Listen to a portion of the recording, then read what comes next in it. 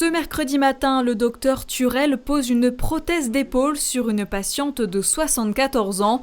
Pour l'aider, cet outil un peu particulier, un casque de réalité augmentée. Ce qu'on voit sur le casque, c'est une image reconstruite en hologramme, en 3 dimensions, que ce soit la structure osseuse du patient, mais également les implants. Une technologie arrivée à l'hôpital Robert Schuman en juin, directement reliée à ce système informatique de planification mis en place, lui, en 2018.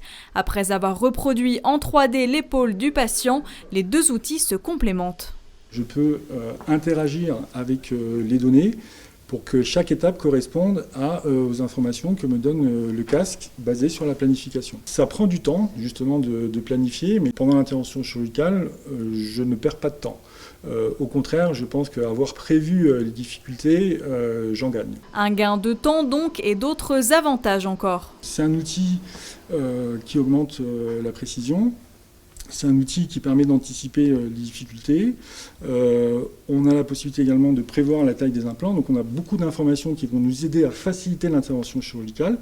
Mais encore une fois, ce n'est qu'un GPS. Je reste pilote. Donc à n'importe quel moment de l'intervention chirurgicale, je peux décider de ne pas suivre les informations ou de m'adapter simplement à l'intervention chirurgicale. Avant, c'était les patients.